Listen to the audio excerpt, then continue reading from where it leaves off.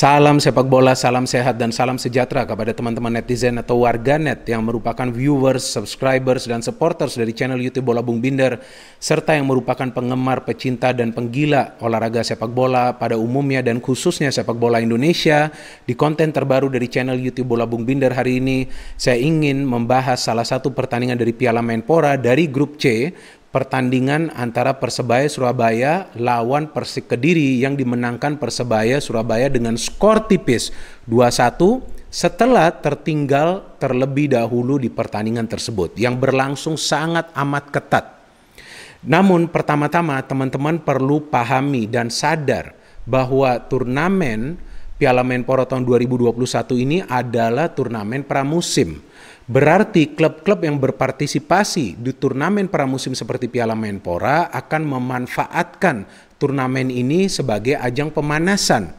Dan bagi para pelatih dari klub-klub yang berpartisipasi, disinilah adalah peluang dan kesempatan bagi mereka untuk membangun tim, menyusun kerangka dari tim, dan juga sudah tentu mengembalikan kondisi ya match fitness dari para pemain. Apa artinya match fitness? Yakni kebugaran untuk bisa bermain selama 90 menit atau lebih dalam sebuah pertandingan kompetitif. Karena kita tahu bahwa sudah lebih dari 1 tahun klub-klub profesional di Indonesia tidak bertanding dalam sebuah pertandingan kompetitif.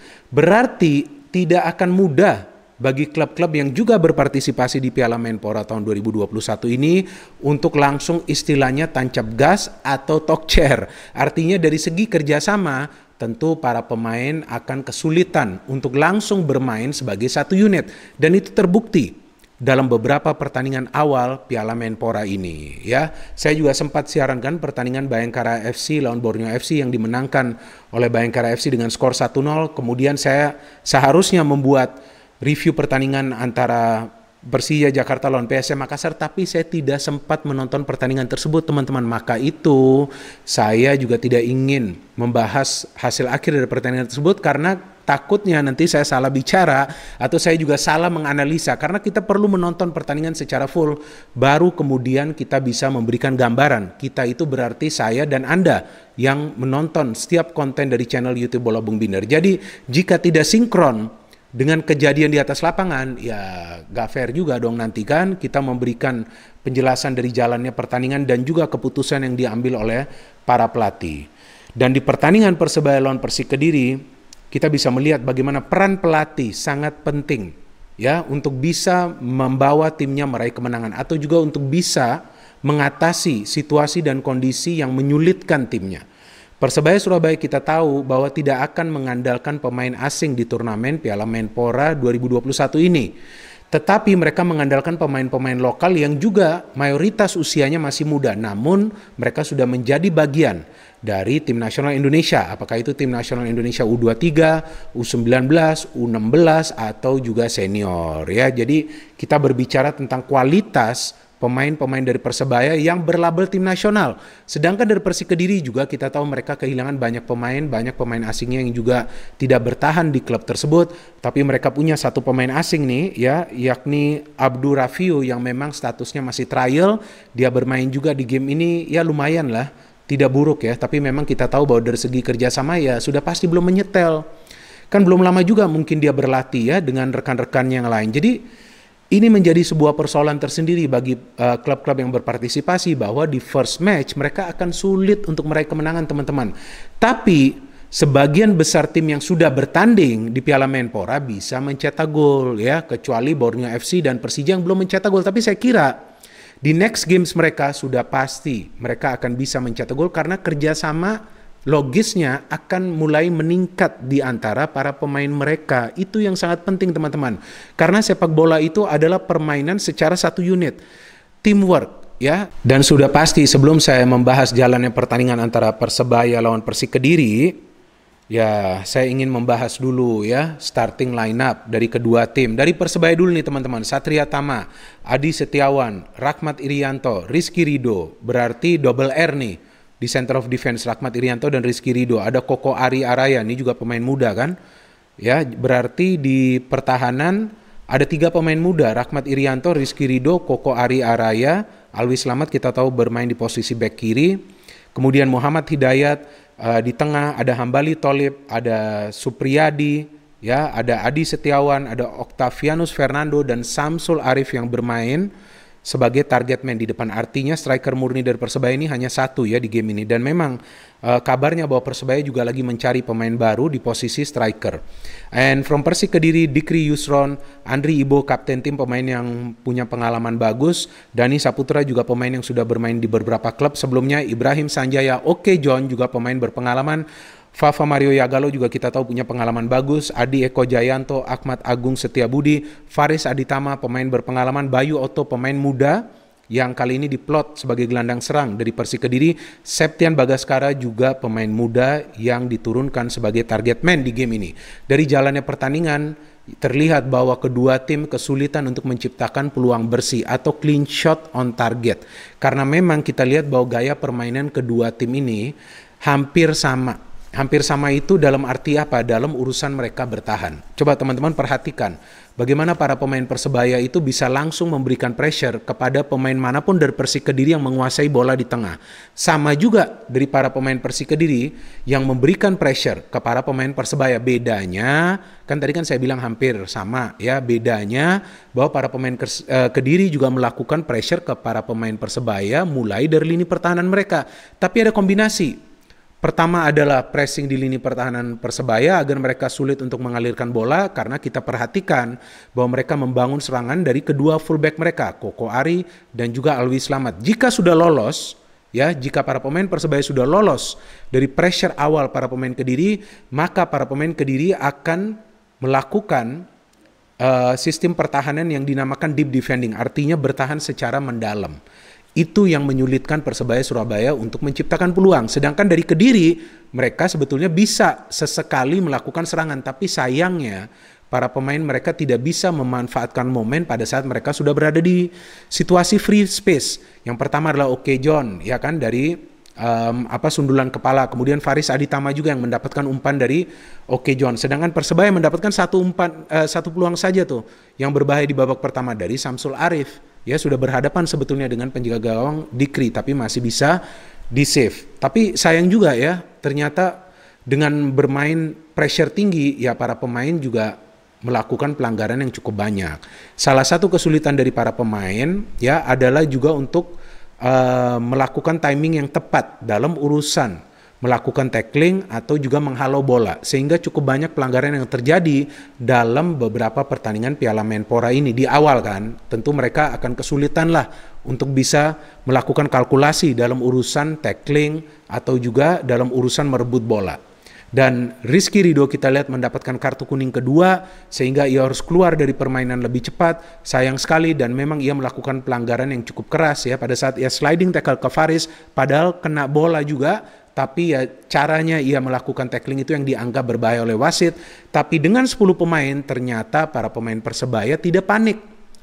Di sini saya lihat keunggulan dari Coach Aji Santoso sepertinya nih ya. Coach Aji Santoso nih di halftime, saya berbicara setelah babak pertama, di halftime mungkin ada tim talk dari Coach Aji Santoso yang memberikan ya suntikan motivasi dan determinasi kepada para pemain Persebaya Surabaya, dan tentunya juga arahan agar mereka tidak panik dengan hanya bermain dengan 10 pemain. Sebaliknya dari para pemain Kediri, mereka tetap coba untuk mempenetrasi pertahanan Persebaya. Tapi secara keseluruhan sebetulnya pertahanan Persebaya ini lumayan bagus loh teman-teman.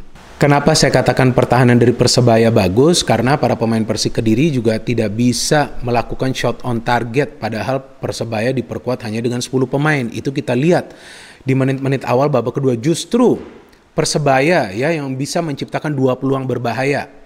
Yang pertama dari Octavianus Fernando, setelah Samsul Arif melakukan pergerakan individu yang bagus, dia memberikan cutback, tapi tendangan dari Octavianus terkena tiang gawang. Kedua, ya peluang kedua dari Persebaya setelah Supriyadi melakukan pergerakan cepat, umpan ke Samsul Arif, sayang tendangannya off target. Namun Persik Kediri akhirnya ya bisa melakukan serangan yang terstruktur, di mana salah satu pemain mereka yang dimainkan dari bangku cadangan yang merupakan pemain asing yang sedang diseleksi, yakni Abdur Rafiu, ya ini pemain asing asal Togo, coba untuk memberikan umpan ke Ibrahim Sanjaya, tapi ada gerakan tangan dari Alwi Slamet yang terlihat ya, karena gerakan tangan tersebut maka bola mengenai tangan dari Alwi Slamet dan tidak bisa menuju ke Ibrahim Sanjaya.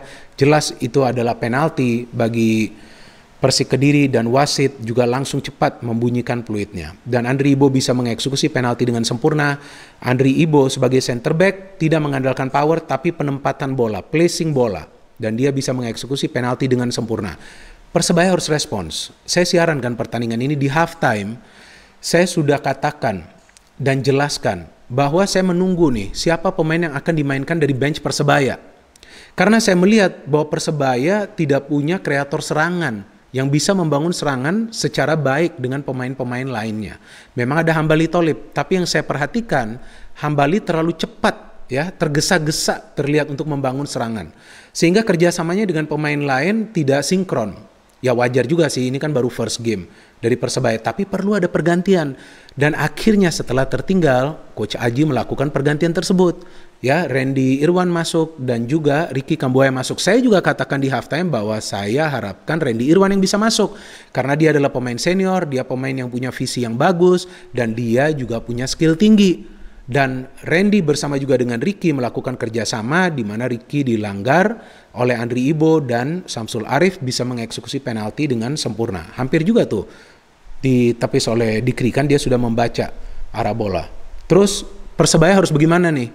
Apakah puas dengan seri? Ya sayang juga karena momentum sudah berada di mereka. Serangan mereka lebih terorganisir dengan masuknya Randy. Dia juga bisa tahu memberikan umpan nih ke siapa? Kepada pemain-pemain yang perlu berada dalam free space. Maka itu serangan Persebaya terlihat lebih berbahaya walaupun mereka tetap sulit untuk menciptakan peluang on target. Dan akhirnya ada kejadian di dalam kotak penalti Kediri di mana Oke John melakukan pelanggaran ke Samsul Arif yang secara tiba-tiba masuk pada saat Oke John coba untuk mengontrol bola setelah Akbar Firmansyah, salah satu pemain pengganti yang masuk dari bangku cadangan, memberikan crossing. Samsul Arif dilanggar dan Samsul Arif bisa mencetak gol dari penalti kedua tersebut sekaligus mencetak 2 gol di pertandingan ini dari penalti. Dan setelah itu baru kita melihat ya dari tayangan siaran langsung ternyata ada angle yang berbeda dari tayangan ulang dalam proses ya pada saat Akbar memberikan crossing ternyata bola sudah keluar dari permainan teman-teman. Nah maka itu penting juga nih sepertinya sepak bola ya profesional di Indonesia atau liga profesional di Indonesia ini menggunakan VAR ya. Jadi jelaslah bisa dilihat bagaimana sih ini caranya ya untuk bisa meminimalisir ya juga kesulitan-kesulitan bagi para wasit di mana mereka mungkin juga tidak bisa melihat dengan jelas kan karena kita juga tidak melihat asisten wasit mengangkat bendera. Ya juga ada beberapa kejadian kan di mana para pemain tidak berada dalam posisi offside tapi diputuskan offside. Maka itu saya kira sudah waktunya juga nanti ya dalam waktu dekat bahwa ada VAR yang mulai digunakan di Liga Indonesia. Paling tidak ya kita juga bisa melihatlah keputusan-keputusan yang krusial itu diambil dengan lebih tepat. Ya walaupun VAR juga di liga-liga Eropa kan masih ada kontroversinya, tapi saya kira ya mau tidak mau sekarang VAR sudah perlu masuk ke Liga Indonesia. It's okay kalau memang masih butuh waktu, tapi saya kira rencana tersebut sudah perlu dibuat agar mungkin dalam 1 atau 2 tahun ke depan VAR ini sudah bisa digunakan di Liga Indonesia. But anyway, this is a good win for Persebaya. Para pemainnya bekerja keras dan akhirnya mereka juga bisa memecah kebuntuan untuk mencetak gol dari Kediri. Saya kira mereka juga tidak boleh patah semangat karena mereka masih punya peluang di Piala Menpora ini. Mereka juga bermain baik. Sayangnya mereka tidak bisa menembus lini pertahanan Persebaya yang saya kira tampil bagus. Adi Setiawan yang sebelumnya bermain di midfield ternyata pindah ke back tengah dan dia juga bisa memberikan covering yang bagus bagi Rahmat Irianto yang sesekali maju untuk mendukung serangan. Jadi kita tunggu saja next games dari Piala Menpora tahun 2021. Jika saya nonton saya akan membuat review dari pertandingan tersebut dan paling tidak ini adalah start yang positif dari Persebaya Surabaya di sebuah turnamen pramusim di mana mereka mengandalkan mayoritas pemain-pemain lokal, ya mayoritasnya adalah pemain-pemain muda. Terima kasih kepada teman-teman yang telah menonton dan mendengarkan analisa saya di konten terbaru dari channel YouTube Bola Bung Binder ini. Silakan berikan komentar-komentar kalian yang positif dan bijak. Kita tidak perlu komentar-komentar yang negatif, apalagi yang rasis ya. Ingat itu. Ya, kita tidak perlu melakukan itu karena sepak bola berarti fair play. Fair play berarti sportivitas dan ini hanyalah ajang pemanasan bagi para klub atau turnamen pramusim. Jadi biarkanlah mereka bermain bola lagi ya, kan sudah lama mereka vakum. Jadi jangan sampai kita memberikan mereka pressure-pressure yang tidak perlu. Ya, sudah cukup lama ini mereka tidak bermain bola dan sudah sangat lama juga kita tidak menikmati permainan dari klub-klub kesayangan kalian semua yang bermain di Liga Profesional Indonesia. Kita tunggu saja next games dari Piala Menpora tahun 2021. No hit, only football. Salam sepak bola.